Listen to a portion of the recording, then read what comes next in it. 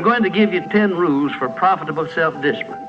These are rules of my own making. They're very homely, some of them, but they'll be very helpful. And number one is keep cool when other people get hot. I know you can agree with that one, but I'm not so sure that you'll always live up to it. We're inclined, all of us, to get hot when the other fellow gets hot. Say angry things when the other fellow starts saying angry things.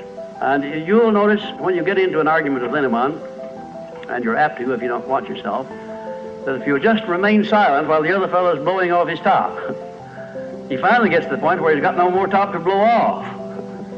Then if you want to get in a few words of your own, that's a mighty good place to do it.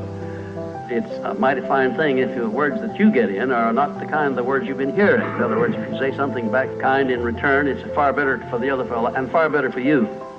It shows you to be the bigger of the two persons.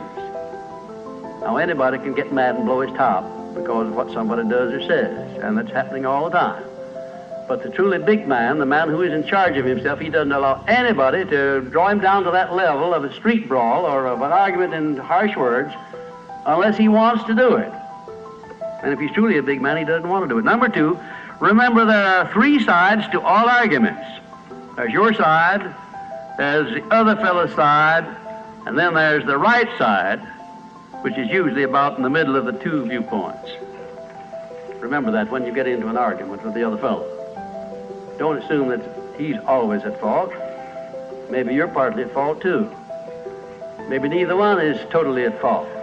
The chances are, in all of the arguments I've ever heard, both parties were partly to blame in one way or another. Number three, never give directives to a subordinate when you're angry. If the matter is urgent, then cool off quickly. Number four, treat all people as nearly as possible as if they were rich relatives from whom you expected to be remembered in their will.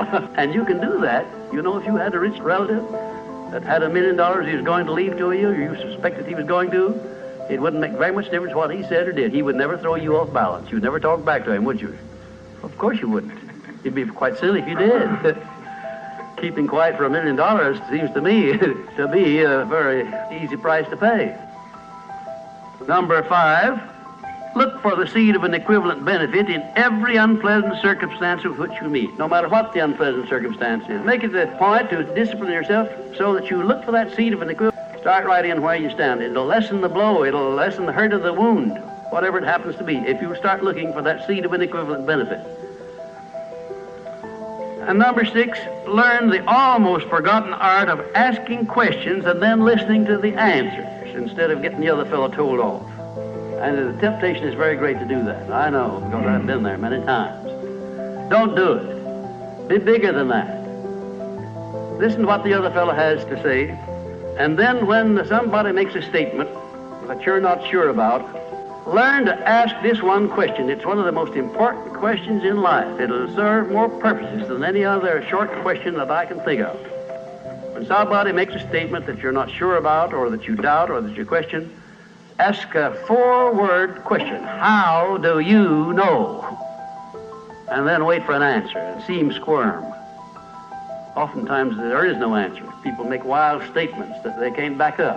There are a lot of questions that come up in life in connection with which, if you ask that one thing, how do you know, you'll find that the other fellow will be off balance, and you don't need to make an incident out of what he says. You don't need to get mad at what he says.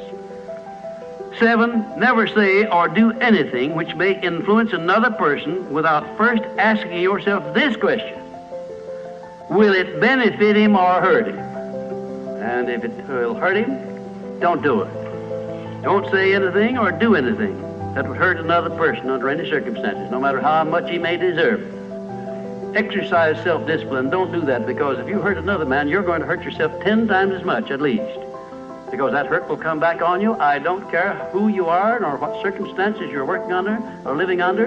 If you hurt another person, you'll be hurt 10 times as much, because everything that you do to or for another person, you do to or for yourself. There is no escape from that. That's just as much a law as the law of gravitation. And this law, which brings you back that which you send out, is just as inevitable, just as inexorable as the law of gravitation or any other of nature's laws. Number 8, learn the difference between friendly analysis and unfriendly criticism. Then decide which you wish to live by in your relations with others. Now, friendly analysis is one thing and is welcomed by most sensible people. I don't object to friendly analysis of anything that I do, even though it's very unfavorable. If it's friendly analysis, I like it, because I can improve by it. But if it's unfriendly criticism, very obviously unfriendly criticism, and not analysis, well, then I resent it. I wouldn't be human if I didn't. A lot of ways you can tell. You can tell by your relationship to the person who's making it, whether it's friendly or unfriendly, to begin with. If it's an enemy, obviously, I discount it right off the bat because you almost know it's going to be unfriendly criticism. I can tell also by the tone of voice in which he does it, by the manner in which he does it. Because a man who engages in unfriendly criticism generally uses a few epithets along with it that clearly indicates that he's biased. If you have self-discipline, you're not going to be influenced by that kind of a person. And number 9, remember that a good leader in any calling is one who can take orders as cheerfully as he gives them.